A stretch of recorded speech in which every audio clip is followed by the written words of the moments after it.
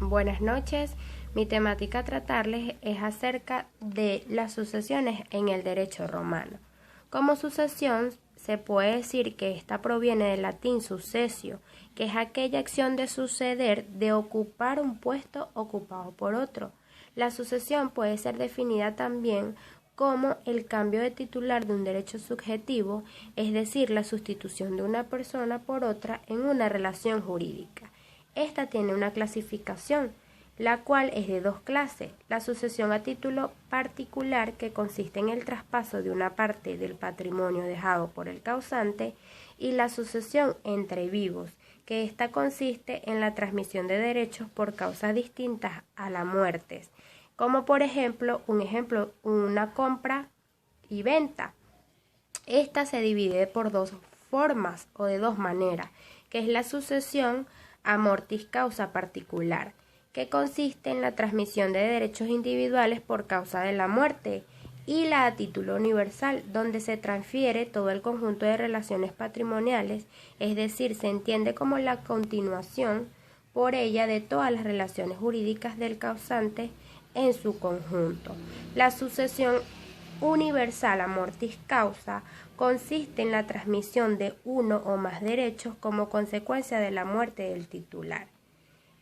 La sucesión testamentaria, que es aquella que se manifiesta a través de un acto llamado testamento, y la sucesión ac intestato, que tiene lugar a falta de testamento o existencia de testamento.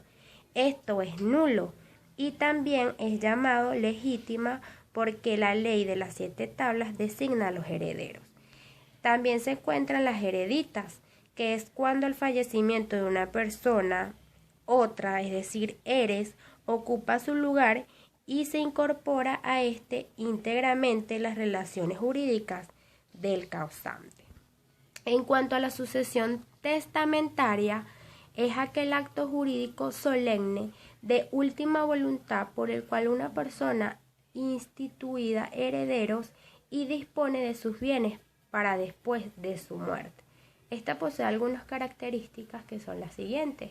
Es un acto civil porque se deben cumplir con las formalidades del derecho civil romano.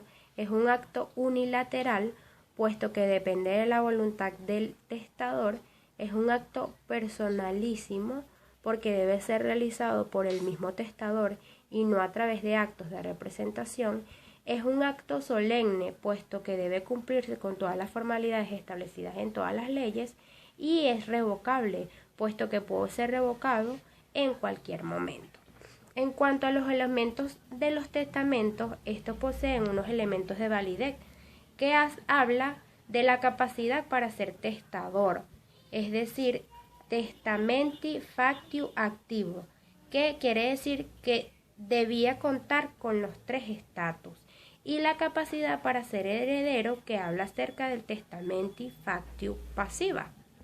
No pueden ser instituidos aquellos incapaces políticos por alta traición, los apostatas y los herejes. Las mujeres no pueden ser herederas. Las Boconias prohíbe el testamento a las mujeres de parte de los ciudadanos de primera clase. El testamento en el derecho venezolano se encuentra establecido en el artículo 833 del Código Civil, donde nos indica que el testamento es un acto revocable por el cual una persona dispone para después de su muerte de la totalidad o de la parte de su patrimonio, o hace alguna otra ordenación según las leyes o reglas establecidas por la ley.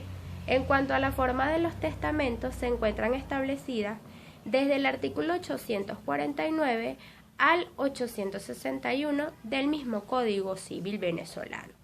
En cuanto a la institución de los herederos, esta es la estipulación o cláusula esencial donde se inserta en el testamento, en virtud de la cual el testador atribuye a una o varias personas el título de heredero. Esta posee o son de 3 clases, que es decir, herederos necesarios o heredes necessari, los herederos suyo o herederos sui, y los herederos voluntarios o herederos voluntarios.